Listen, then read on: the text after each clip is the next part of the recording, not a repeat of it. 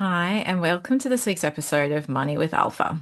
This one's going to be a bit of a reflective one that's based on experiences that have happened to me over the last few months. If you've been listening regularly, you will have heard my father passed away quite suddenly while I was overseas it's really about 2 months ago, or just over by now. But there's been a whole process of the process of grieving, acknowledgement, like all of that, but then also tying up someone's life, which is a really bizarre thing to do. I haven't really had to do it quite like this. I remember when my grandmother had dementia and we had to clear out her house so that she could move into a facility. It was a bit different because she was still alive. So it felt more like organizing and clearing and decluttering. There was seemed to be less of a finiteness to it, even though there still was, because obviously she never went back to that house. We even had to sell the house in order to pay for the facility because aged care in Australia is not cheap. But yeah, but so doing this now with my dad was a completely different sort of experience. And in that case, also with my grandmother, I was sort of like the secondary. It was my mum who was the main person doing things, and I was there to sort of help her and support her. But it was that kind of feeling. So it was really interesting, this experience now. And it's then also made me reflect on what makes a life and what makes relationships as strong or as not so strong or as happy or not so happy as they can be, and some things to sort of help, just some reflections. And these, nothing of this is new. There's just more of a reminder.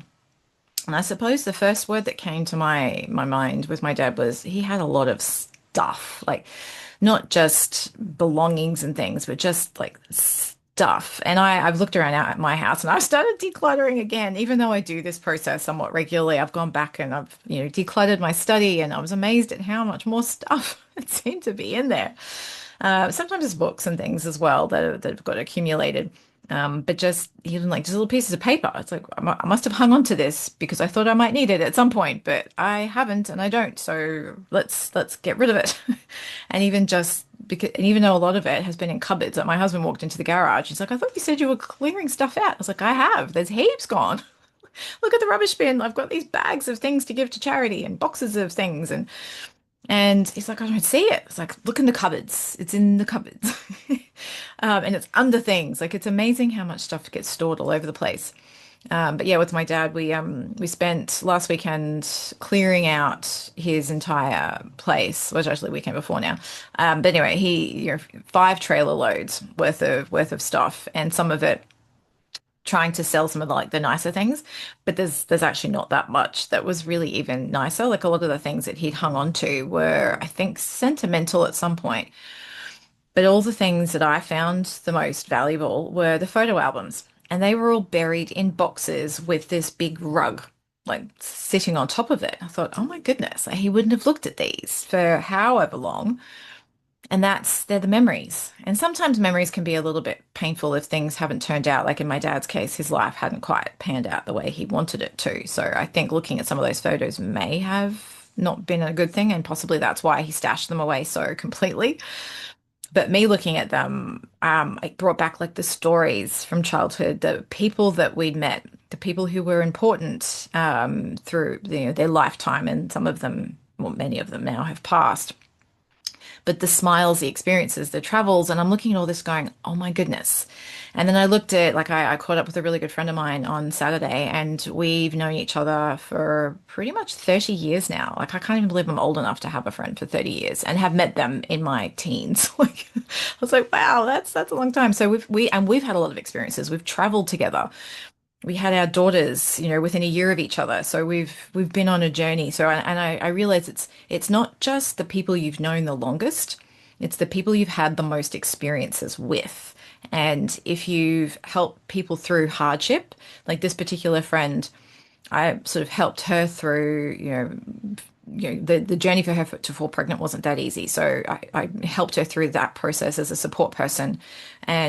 And then there's other things. And she's supported me through, with my dad, she was a huge support.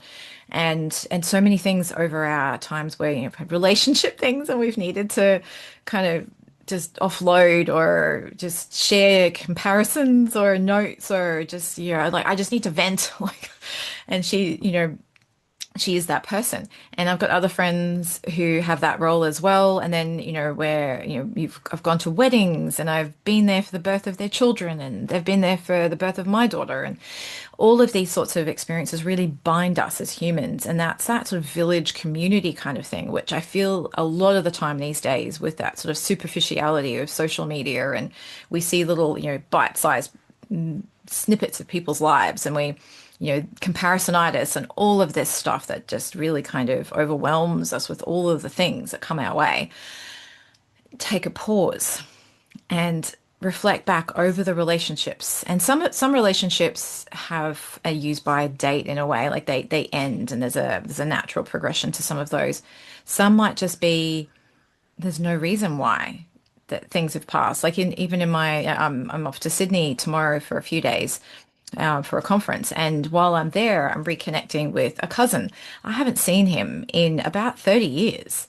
And he came up to Brisbane for my dad's funeral. And we reconnected. I was like, why haven't we spoken in so long? And I realized he'd gone through a lot of turmoil. And then our lives have kind of continued. But it's just, you think, oh my goodness, I can't believe so much time has passed. And it's really nice to reconnect because we were pretty close growing up. And then somehow life, families, partners, travel, different, like living in different cities obviously didn't help either. But it's one of those things where like time can pass, but it's nice to sort of to reconnect and to kind of pick things up. But the experiences that we have through our life. So look back at the people that you've had the most impactful, meaningful experiences with, and hopefully a lot of them are still around you. And it's also about choosing the right people to be around you too. And this is something else that's really, really important because not everybody has a good impact on us. Let me just put it that way. And quite often it's family members because they're there and we're kind of taught, oh, family is family. You have to, at least in my dad's culture, it's very much like family is, it's thick. You bind together. Doesn't mean that they're always have your best interests at heart or that they're always the right people to have around you. You can take them in small doses, perhaps maybe just at Christmas time or at big events like birthday, or maybe not even birthdays, but like weddings and births and things like that, or even deaths. But it's important to be conscious about who they are, what they add to your life, and if they detract, then pause and look at how much time you really need to spend with them. I've had friendships where they haven't necessarily kind of supported or uplifted me, and to be honest, I don't really have that problem anymore because the friends I have a sort of a small, I have a larger network of acquaintances, but I have a small network of really close friends, and they're all amazing humans who definitely give me reality checks sometimes when I need them because you don't want people to just agree with you all the time and go, yay, you, that was fantastic. Sometimes you'd be like, well, you could have like done that a little bit better, or this is not how that may have come across to others. I know what you were trying to do, but it probably didn't happen. Like you want people to give you that real feedback and know that they're going to come from love and that you're going to take it well, that they don't feel like they have to be afraid to give you that real feedback. So it's that kind of thing. So it's important to make sure that the people in your life have all of that. And the other thing is to take photos. And in this day and age, I probably don't even really need to say that because we've all got our phones like, arm's length away. And they're our portable cameras now, really, anyway. I mean, I don't even take my SLR with me when I travel now because just the bulk of it and the quality of the photos on the phone for what I need is just like almost superior. Like there's so many things about, the light points and all the autofocus points, everything. Our cameras, in our phones have just, the quality is amazing. So I just have it in my pocket and then I whip it out, take a photo and I put it back rather than having to carry this big heavy camera and do my settings and no, light's not right. Oh, I need to, it's just too hard. But take photos and save them. I know this sounds really, really basic, but like name them, put them in folders so you can find them again. It's not just this, complete awash. Like I'm looking at through all my dad's photo albums and there's stuff everywhere. There's things from when I was 3 years old to things from when I was, 20 years old to black and white photos from when my dad was a young man when they didn't have color photos yet, back in the 40s and 50s and they're just all over the place. And then I'll find, oh, I found that photo, and I'm looking through easily 10 to 15 big thick albums of photos, trying to like dissect out the ones that pull a life together and I'll be scanning them all in, or I might even just photograph them with my phone. I went through a process about before my daughter was born, so probably about 12 years ago now, where I scanned in every single photo and got rid of all the albums. And then I named them. I basically cataloged all of the photos. And I'm so glad that I did, because anytime now that I've had to put things together, like when I was putting a sort of a eulogized little, pamphlet together for my dad's funeral, I had all the photos and I could find them. I was like, oh, where is that one? But I knew I'd named it. So I like, searched it and found it and managed to put photos of everybody who was there and parts of their lives that they'd shared in this little booklet.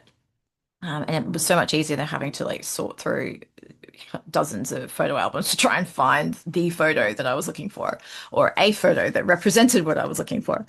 So just it's worth the time to do things like that. And then it's also really nice to reminisce over some things, and other things you'd be like, oh, I forgot. And it can be one of those things where you're like, wow, what a life I've had. I forgot I did that. Oh, I traveled there, and oh, I did that too. And oh my goodness, there's all these things that we tend to park in the back of our brains. And the times when we need the boost to go, you can do this, those things don't necessarily come back into our conscious mind. They're still buried back there somewhere.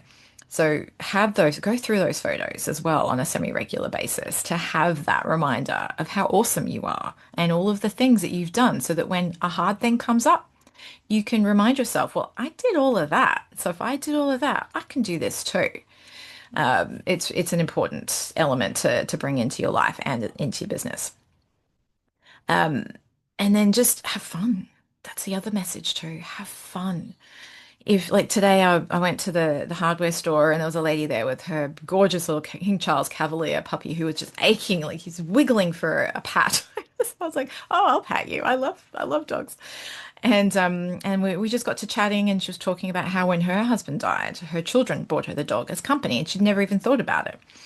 But she was like, oh, and I love that I can bring my dog to Bunnings, and I can go to cafes, and who says that you can't do all these various things? And her dog was meant to be like 7 kilos, and he's actually 13. And she's like, oh, but it's healthy. And in this particular dog's case, it was still healthy. You don't want them to be, overweight, but have fun. Like if you want to have, I don't know, pancakes for dinner, or you want to have chocolate cake for breakfast, obviously not every day, then have it. Like I made this. It's actually almond meal, tahini, and maple syrup. It's like slice with a bit of what did it? Oh, coconut oil in there as well, and it's actually really healthy. But I was like, oh, for breakfast, and I was like, are you eating sweets for breakfast? I was like, yeah, but it's actually healthy. But there's that brain shift that sometimes we have to make, that why can we not do that? Like why can I not, have my cake and eat it? Like why? You know. So what are the constraints that are in your mind that you're thinking, oh, well, I can't do this because I don't have the money? I was like, well, find another way to do it. On just a classic example, this good friend of mine who I've known for a very long time, our daughters get along quite well. They're close in age. They've grown up together. And we were looking for something sort of inexpensive or even free to do, to catch up on an afternoon. And we live on opposite sides of the city, unfortunately. So she caught a bus, we caught a train, and in Brisbane now, like public transport is 50 cents a fit, like a fare, a direction, so it's super cheap. And we went to the museum because they had this free Wonderstruck exhibition, and you can put like colored dots on the wall, and then outside it, they've redone this sort of like playground area where it's literally a giant hose, a solid giant hose that's been turned into like a playground. The kids had a blast. It was so relaxing. And I realized at the end of it, I was like, I think we spent like $1 because, my daughter's train fare was free, and it was 50 cents each way for me on the train. I thought, this is amazing. And I brought some snacks, and I brought my bottle of water like I always do. And we just sat there and, we did the dot thing, and then the kids played while we chatted. I was sitting by the river watching the sun come down. It was amazing. I was like, it doesn't need money to have beautiful experiences and moments like that. And that is something to cherish. But then there's other things, like for instance, like I said, I'm going to Sydney tomorrow, and I've got this long list of things that I want to do. However, there are fun ways to do things cheaper. So there's passes that you can get. So I got a pass for the Wax Museum, the aquarium, and the zoo in Sydney for $54. That was the adult price. I think my daughter was like 45 or something like that. And I thought, that's really cool. So you can basically just wander around. I'm not a big fan of lots of takeaway anyway. So I usually will have maybe like a smoothie for lunch, or, we might, buy some sushi or some other little things from the supermarket. And I have brought a few snacks and food with me because I like what I like. And it's not about saving money on food. I get to eat what I want, where I want, because there might not be the food that I like when we are where we are and we're hungry. And then I always bring my water bottle with me because I'm not a particularly big fan of tap water in Australia. And again, I don't like buying water because there's always plastic bottles and everything everywhere. So I have my big Frank Green bottle. I have two of them, so I'm carrying like 2 liters of water, which is generally enough for my daughter and I for a day. And yeah, and it's so much easier and simpler, and it is cheaper at the same time. But that's just the bonus. So it's looking at things a little differently. What can you do to think about something if there's a certain, oh, this is the way it's always been, challenge it. Sometimes you can change it. I'm going through this whole like probate process for my dad's estate at the moment. And I said to the lawyer, I was like, this is antiquated. Why on earth is this process still like this? And they're like, oh, that's just the way it's always been. I was like, yeah, but that's the problem. Why is it like this? It hasn't kept up with the times. Anyway, so I went on a bit of a rant with him because I find process for process sake really silly. So, but see where the similar kind of things are happening in your life, because it does happen in mine too. I do something, I'm like, why am I doing it this way? And sometimes my daughter will go, Mama, how about we do something like this? I'm like, I hadn't thought about it like that. Yeah, let's do that. So you challenge yourself and your thinking, challenge the thinking of the people around you. If there's a reason for doing something, absolutely. I mean, if it's just because it's simpler and another way wouldn't be any better, well, then that's fine. But it's not about questioning everything all the time, because sometimes you're like, I just want you to do it the way I've asked, please. Sometimes with my daughter, I'm just like, can we just like do it this way this time, and then we can like analyze it and assess it for a better way next time. I just need to get this done so I can move on to the next thing. Sometimes you're just in that place, but just question and ultimately have fun, enjoy your life, do the things that you want to do. Put your systems for money in place so that you have the structure and the support to not have to worry about it. You can automate saving, you can automate investing, you can, understand what's important to you, live the lifestyle that you want, fund your fun, make sure that you use it. And that is the beauty of the money system concept. And that the beauty of clarity is you can have the life that you want. You can enjoy it. You can feel the level of lightness and calm and ease that you want. And that's why I do what I do, because I love to help people create that reality for themselves. So anyway, I hope my little, life reflection slash rant helped you today, and some of it was worthwhile for you to listen to and to hear at this particular point in time. If you have any feedback or any questions, please reach out. And if you have any particular topics you would like me to cover in these episodes, then also let me know. But I will leave you on that contemplative note, and have a lovely week.